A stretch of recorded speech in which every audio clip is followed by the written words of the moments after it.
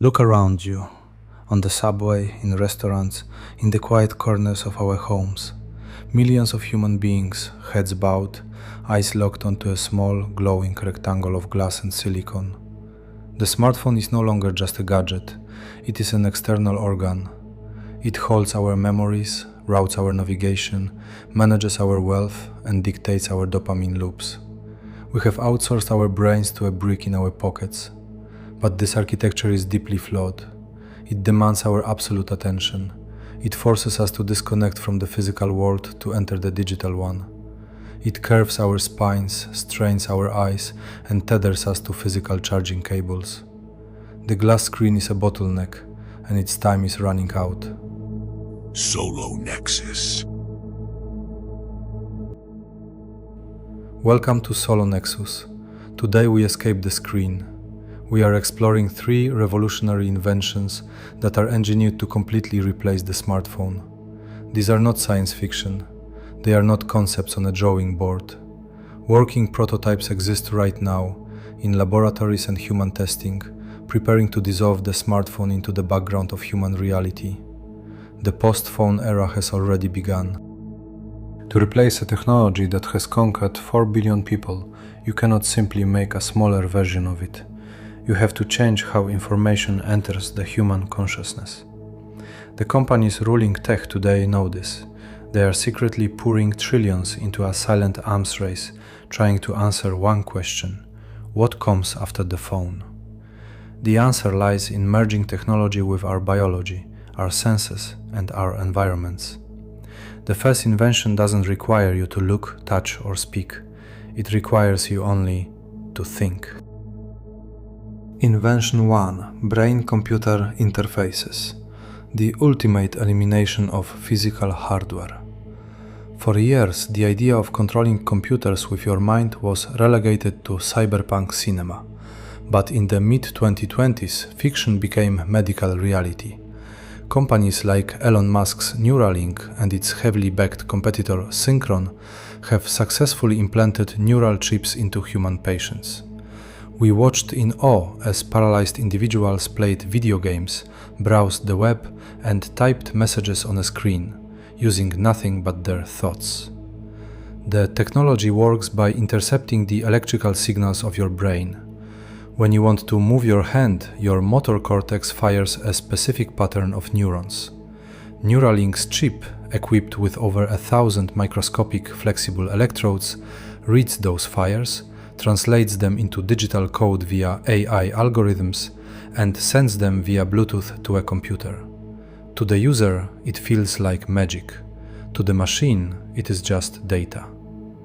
But what starts as a medical miracle for those with paralysis is rapidly evolving into a consumer product for the masses. In a hidden research facility, an engineer sits in a chair. There is no phone in his hand, no keyboard on his desk. He closes his eyes. Inside his mind, he intends to send a message to his wife. A millisecond later, the text is composed, formatted, and sent. He didn't blink. He didn't speak. The latency between thought and digital action was reduced to absolute zero. This is the end of input devices. Your mind is the cursor. But how do you receive information without a screen? This is where the prototype roadmap forks.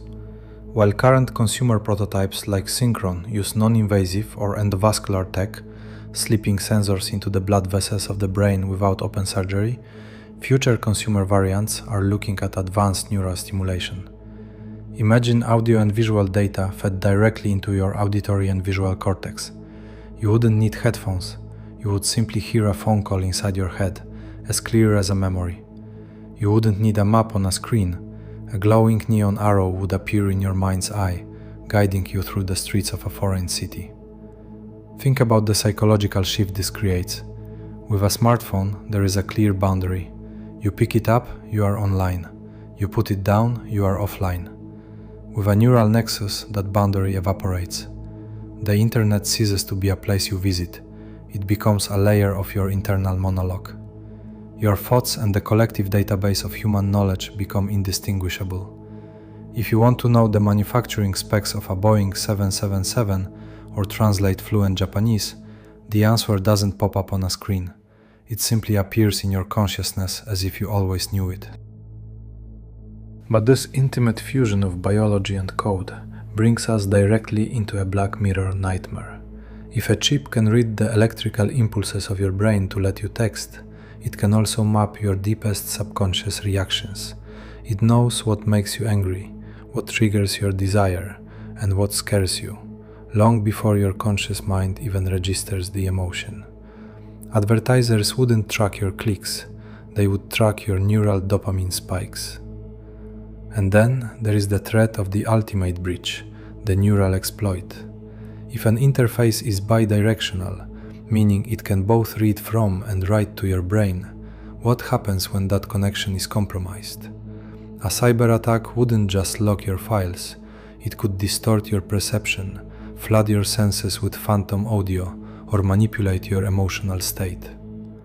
The Neural Nexus promises to liberate our hands and cure our digital blindness.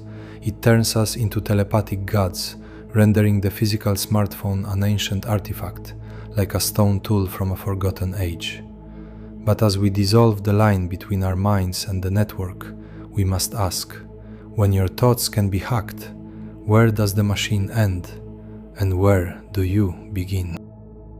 For those who recoil at the thought of a surgical implant, tech monopolies have spent billions developing an alternative. A solution that doesn't alter your biology, but alters the physics of how light enters your eyes. Invention 2. The Retina Overlay. True spatial augmented reality. For years, big tech tried to convince us that virtual reality headsets were the future. They wanted us to strap heavy plastic blocks to our faces and isolate ourselves in synthetic digital worlds. It failed. Humans are tribal creatures. We refuse to be blind to our surroundings. The true breakthrough required something much more elegant, computing that blends seamlessly into our natural vision. Look at the latest prototypes rolling out of Silicon Valley. Meta's Orion prototype and Apple's secret spatial eyewear initiatives have achieved the impossible. These are not bulky goggles, they are glasses. They look like high-end fashion, but their lenses are made of silicon carbide, packed with microscopic waveguides that can bend light with atomic precision. Micro LED projectors hidden inside the frames shoot light directly onto the lenses, which reflect it straight into your pupil, painting digital objects directly onto your retina. When you wear them, the physical smartphone disappears, because the entire world becomes your screen. Imagine waking up and looking at your bedroom wall. A giant 60-inch display is floating there, showing your schedule, but the wall is completely bare. You walk into your kitchen and a virtual cooking guide is pinned directly over your frying pan. You step outside and navigation arrows are painted onto the asphalt. As a friend walks toward you, a subtle holographic notification hovers above their shoulder, reminding you of their birthday and your last conversation. The physical environment and the digital matrix become a single, unified canvas. But how do you control a phone that has no physical body? The answer lies in the silent synchronization of eye tracking and micro-gesture control. Inside the frame of these glasses, inward-facing infrared cameras continuously track the movement of your eyes at hundreds of frames per second. The UI responds to your gaze. To select an app, you don't reach out, you simply look at it. To click, you don't tap a screen, you make an invisible pinch with your fingers in your pocket. Advanced AI algorithms read the tiny, imperceptible twitches of your hand muscles. You can reply to a text while walking down the street, your hands casually resting in your coat, with no one around you realizing you are operating a computer. The glass slab in your pocket has been shattered, and its shards have been scattered across your entire field of view. Yet, as the Retina Overlay replaces our phones, it fundamentally alters our relationship with shared reality. When everyone wore a smartphone, we all lived in different digital bubbles, but we still occupied the same physical room. With AR glasses, even the room itself changes based on who is looking at it. Imagine a world where your political alignment dictates the literal advertisements and signs you see on the street. A world where corporations can buy the visual rights to a public park, filling your eyes with holographic billboards unless you pay a monthly premium to block them. And then there is the death of privacy. Every person wearing these glasses is walking around with an array of spatial sensors and spatial audio microphones, mapping the geometry of the world and recording every human interaction in high definition to fit the spatial AI models. You won't just be tracked by your GPS, your entire likeness will be scanned by the glasses of strangers passing you by on the sidewalk. We will live in a world of haunted architecture, a world where dead celebrities walk the streets as tour guides, where virtual graffiti covers historical monuments, and where you can never be entirely sure if the person sitting across from you is looking at your face or reading an AI-generated analysis of your flaws floating right before their eyes. The Retina Overlay will make our world infinitely more beautiful, interactive, and connected. It will kill the smartphone by turning the universe into an interface. But as we paint over reality with a layer of infinite pixels, we must ask ourselves, what happens when the digital illusion becomes more captivating than the world beneath it? There is a third faction in the war to kill the smartphone. They believe that both neural implants and augmented reality glasses share the exact same fatal flaw. They still force us to process the universe visually. They still flood our brains with data, notifications, and pixels. The third invention takes a radically different path. It doesn't look into your brain and it doesn't cover your eyes. It makes technology completely invisible. Pillar 3. The invisible interface. Ambient audio companions and biowearables. Look at the quiet revolution happening on our bodies right now. Smart rings, like the evolution of the Oura Ring and Samsung Galaxy Ring ecosystems, have shrunk advanced biometric labs to the size of a wedding band. Microscopic audio devices, embedded seamlessly into earrings, collars, or near-invisible bone conduction canal pieces, are becoming permanent fixtures of human attire. These devices have no screens. They have no interfaces to look at.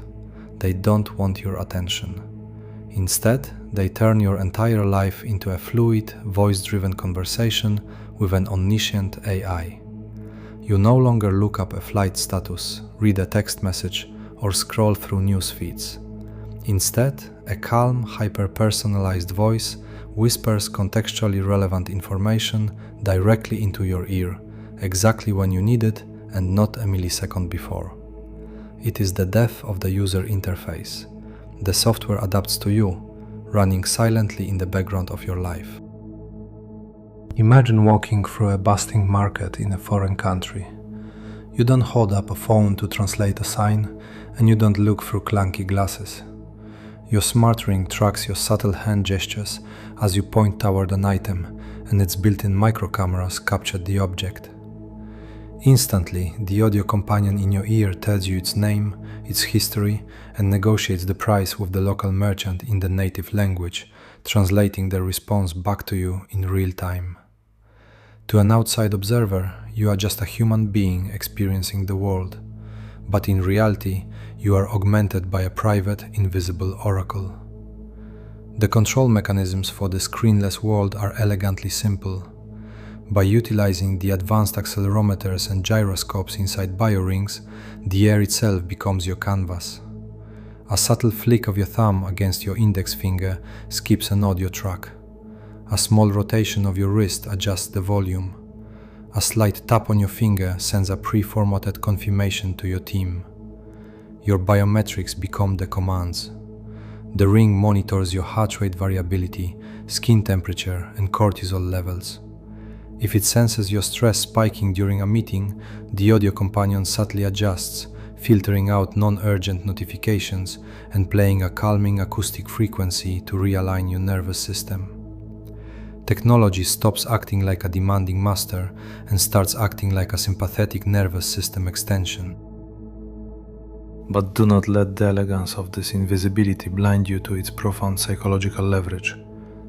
When you look at the screen, you know you are interacting with a machine. There is a psychological barrier. But when a voice lives inside your ear 24 hours a day, a voice that sounds warmer, calmer, and more understanding than anyone you know, that barrier crumbles. The ambient audio companion ceases to feel like software. It begins to feel like a voice inside your head. It becomes your external conscience. If an AI companion is subtly guiding your choices, whispering which path to take on your walk, which product to buy, what to say next in a difficult conversation, or how to interpret a political event, who is actually living your life? You, or the algorithm whispering to you from the dark? Furthermore, this total reliance on auditory data creates a world of sensory isolation. We risk walking through life insulated by a personalized audio bubble, completely detached from the ambient sounds of our real environments, the laughter of strangers, the rustle of trees, the chaotic, beautiful noise of unedited reality. The invisible interface promises to cure our screen addiction and restore our posture, returning our eyes to the horizon. It frees our hands and empties our pockets. But as we surrender our visual control to a permanent whisper in the dark, we must ask, are we freeing ourselves from the digital cage, or are we simply letting the machine slip inside our thoughts? Three paths diverging from a single truth. The smartphone is dead. Whether we choose the invasive symbiosis of the Neural Nexus, the vibrant illusion of the Retina Overlay, or the seductive whisper of the invisible interface, one thing is certain. The era of looking down at a glass screen is a brief, primitive transition period in human history. We are about to lift our heads back up. But as we look out at the world around us, we will realize that the environment we once knew is gone. By dismantling the physical phone, we have allowed its components to bleed into the very fabric of our existence. The internet is no longer a tool we carry in our pockets. It has become our vision. It has become our hearing. It has become our thoughts. This is the ultimate convergence. For decades, we worried about how much time we spent staring into the digital abyss. We created apps to track our screen time, set boundaries, and forced ourselves to unplug. But how do you unplug when the screen is stitched directly into your eye? How do you practice a digital detox when the algorithm is flowing through your neurological synapses? How do you mute the noise when the machine is a permanent resident inside your internal monologue? We didn't escape the digital cage, we just collapsed the walls so we could wear it. The true irony of post-screen humanity is that we will feel entirely liberated. Our hands will be empty. Our posture will be straight. We will walk through the parks and cities of tomorrow, believing we have finally conquered our technology and reclaimed our real world. But it will be a beautifully orchestrated lie. We will be living inside a hyper-personalized, algorithmically curated simulation. A reality where every sight, every sound, and every biological impulse is tracked, analyzed, and monetized in real time. We will become the ultimate node in the network, the final piece of hardware. The glass smartphone was the last physical barrier protecting our inner selves from the digital matrix. When it vanishes, that barrier goes with it. We are standing at the dawn of a new human architecture, a species that is permanently, inextricably fused with its own creations. We will look back at the 2020s as the last age of the unaugmented human, the last time a thought was entirely private, the last time reality was unedited. The screen is disappearing, and as it fades away, it takes the old version of humanity with it. Thank you for watching Solo Nexus. If you want to navigate the coming shift, subscribe and stay close to the Matrix. Until next time, keep your eyes on the horizon.